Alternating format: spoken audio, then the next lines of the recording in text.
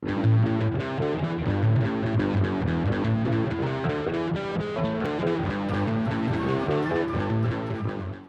Zeke, I'm the creator. I'm Than, I'm also one of the creators of Clockwork Dominion. Also? Steampunk role-playing in a Victorian world of Gothic horror. So, would you mind telling us what this game is about? So that we can Sure. Alright, we'll be happy to. So we really take this starting point, the Victorian world that was, looking back from actual history, and then we take one step from there.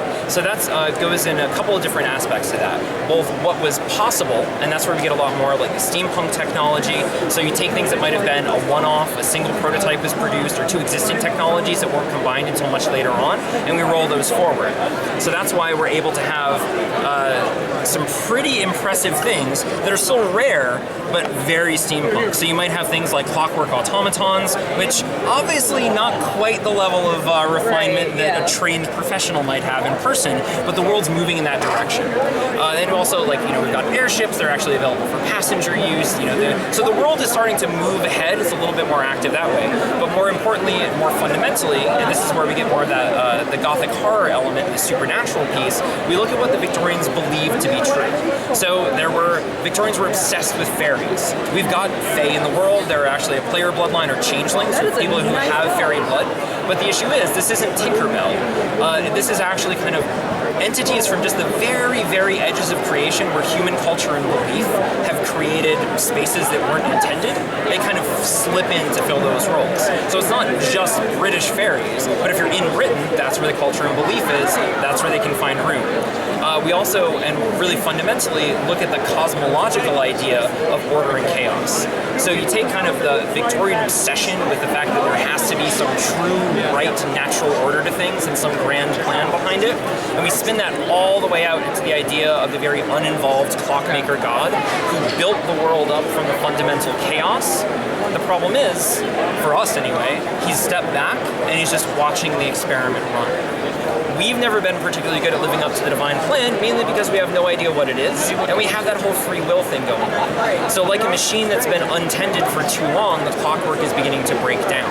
And where that's happening, it's getting worse and worse as time progresses. More and more of that fundamental chaos is seeping back in at the world and kind of pulling it apart even faster.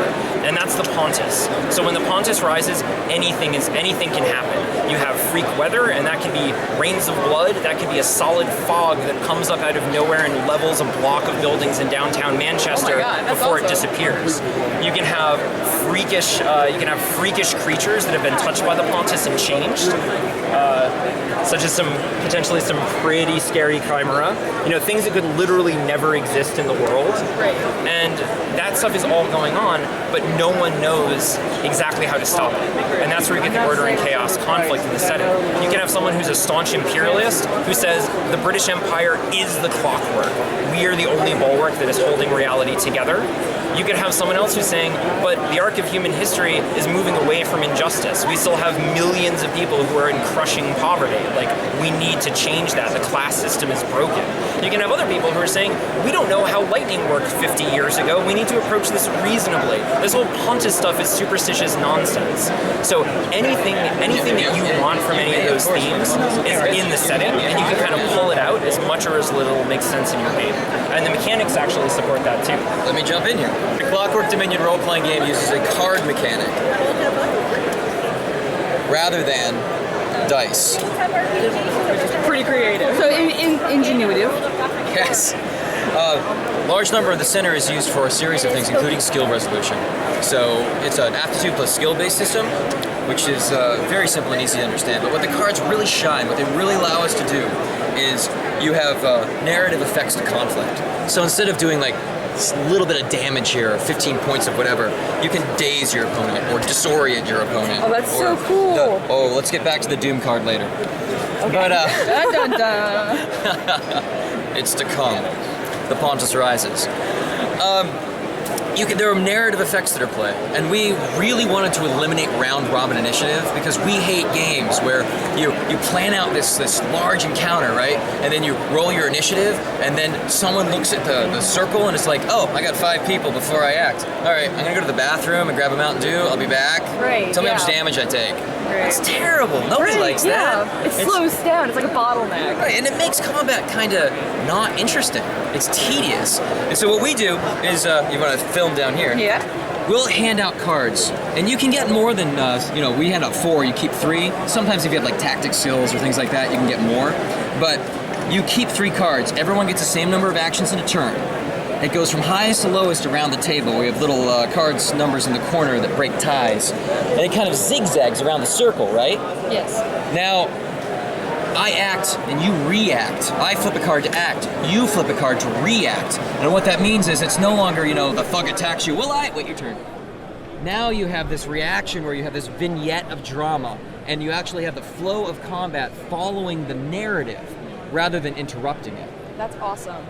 And, wait, it gets better. You flip 2 cards to interrupt the initiative, and now I go now. I jump in front of the bullet to save my paramour. I throw myself in front of the wizard before he can raise the demon that swallows London. Now, combat is chaotic. I don't know what's going to happen. And now, combat, rather than the tedium of waiting for your turn, becomes, I can't wait to find out what happens next. That is awesome. That is a fantastic game system. That's actually the first time that I've actually heard something about something like this. I'll just say something a few more times and hopefully to get the point across. So what about the Doom card that you placed aside? The Doom card is the You Fail card, but the thing is, when Than was talking about Pontus events, I'll grab the fate card too. when the Doom card surfaces, if people at the table have corruption, meaning you've done something terrible, you become kind of the epicenter for the Pontus. It latches on to the evil that rots at your soul, and horrible things happen and you are at the center. So if you've done something terrible, you don't want the Doom card to hit. The Fate card means you're fated to succeed. That's awesome. Doom is you're doomed to fail. Right. The Fate card is the You Succeed card. It is the way that we allow things to happen. There's always that chance of randomness in what happens in the turnout. But it's not just for physical conflict. We have a very robust social conflict system. So basically, instead of, and again, it's not one of those things where you're doing hit points of damage, you have a disposition track. So instead of, I do 15 points of social damage to you, or stress, or whatever, it's, you are indifferent toward my opinion. I succeed, now you are agreeable. Now maybe I can get you to favorable. And Right. maybe I can push you off the chart, and now you are compelled to believe me. And if you really want to get into the Victorian social politics, for those small number of groups that really dig it, we have advanced social conflict called intrigue, where it's, I don't want to convince you, I don't want to persuade you. I want to spread horrible gossip about you, destroy your reputations, and bring your whole households to ruin. Right. Which is very Victorian. So our friend Brent, who isn't here, he would be shocked at the things that he gets up to in his off hours. But, that's a topic for later. But it's that type of thing where it's not just saying, oh, we have to be here and it's a flow back and forth. It really works with part of what's true in the setting, in the society and the culture. You've got flexibility. I mean, you can play witchfinders that are tasked agents of the crown that hunt out people who practice harmful magic and respond to Pontus events.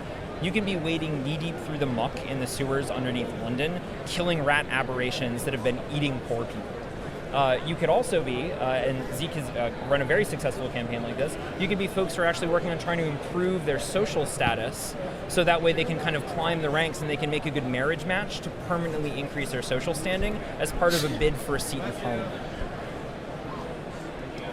I actually had a campaign where there were players who they were supposed to be engaging in this large plot of a Fey Lord trying to take over Parliament. But one of the players, when he found out that his social class was a stat on his character sheet, and that if he married up, he could change the way people interacted with him in social conflict, he spent the rest of the campaign trying to get the Lady Jane Dalton to marry him. Wow, that's awesome. It seems like it's very story-based game, and that if you want to focus on the narrative of the game, then this is the type of game that you would be interested in. Yeah, very much so. But every group is going to play a little bit differently. So if you have characters where maybe 3 of 5 people at the table are really interested in more of the social stuff, we have the conflict mechanic where it doesn't need to be that we all have 5-minute long soliloquies and everything else. The mechanics support play going quickly, and if you have someone who's a much crunchier gamer, you don't need to say, you just didn't really say what your character was doing. It still gives them an opportunity to participate in that, even if they're not naturally the actor at the table. And if you want something that is a little bit higher, you can still be the really high, hard steampunk, we are airship pirates, and you're going in guns blazing to to raid Imperial shipping lines, you can do that, and that can be 95% of the game. But if you have the one player at the table is I want something a little bit more social, you can have them be the ones who, when you're dealing with another crew, because you're trying to move stolen goods because you need to buy fuel and ammunition, and you have them working on haggling that or building up an alliance, there are meaningful ways that they can contribute to going out and being able to kick ass and take names on the next session. You can also play the game as a dungeon crawl. One of our con games is basically a dungeon crawl through the tomes underneath of Edinburgh. I mean, it really is a game system that allows your players to engage the setting in whatever way they want, and that was the design goal. That is awesome. That is awesome to hear about. It's awesome to see a game that can encompass literally what everybody wants to see in a game. I personally like to roll dice, That's but an excellent word, so I'm a fan of amazing. portmanteaus. But having a card game in place of that is that's very ingenious and something that I probably would have never thought about. Well, another cool thing, for being a narrator and kind of putting on a show and get everyone engaged at the table, having the cards, especially you're all drawing from a communal deck. People aren't staring at their character sheets, they're looking at what's happening at the table. Right. If you're a narrator and you get down to, actually this happened in one of our con games last year, there were literally 3 cards left in the deck. It was the end of a huge fight, half the characters were moments away from bleeding to death, the antagonist was off kilter, it was vulnerable, but it was just about to be the start of a new conflict, and the player knew, because they've been paying attention to everything and they've gone through so many cards, and this is rare that we even get this far in the deck, that there was a +5, a -5, and the Doom card in the deck. Wow. And rather than just have it be in the center of the deck, everyone at the table is breathless, Zeke just picked up the cards, showed them to the table, put them behind his back, shuffled them, and then just went, take your pick. And it's that type of moment. You can be as theatrical as you want. If it's just a quick, easy thing, cool, flip the top card. If it's the big, huge moment that everyone's waiting for, fan out the card. It's okay, you can draw off the top or the bottom of the deck, whichever you prefer. Take your pick. So it lets you play around with what's happening with the people at the table without removing what's going on in the game. May I interject one thing? As long as we're not keeping everyone too long. Oh, you're fine. It's what we have it is when you use dice, the numbers are very small. You tell people what you roll, but when it gets to that moment, where it's this is the deciding draw of the combat, the number is so big. Everyone at the table is staring at it. You literally get so much engagement that whole tables will be yeah! Or there was at the con game yesterday. They were at the end of the game, and all they had to do was pilot this falling apart airship to shore. And the last draw of the entire session, and the guy's all right, all I gotta do is get a positive number, right? Flips, Doom, and the whole table falls silent. And everyone just looks at me that is the kind of engagement that the cards bring out in people. I'm already getting engaged just by listening to you guys tell stories about your previous games. Awesome. So, do you have any upcoming stuff, any additions that this might have in the near future that you want to tell us about? Yeah, so actually, we've got the core book, which is literally everything you need to play. That's everything for players, for narrators. It's rules and systems to build your own stories. We've got plot hooks and things to get you started. But we do also have 2 other adventures that we're already working on. We're already doing the final edits and getting prepped. So those are going to be released over the course of the next year. And we're already underway at getting our first big expansion out, which we hope the current timeline is in place. We should be able to have to premiere at Gen Con next year. Oh, that's awesome. But anybody can also check us out for free. Check us out on DriveThruRPG.com if you search for Clockwork Dominion.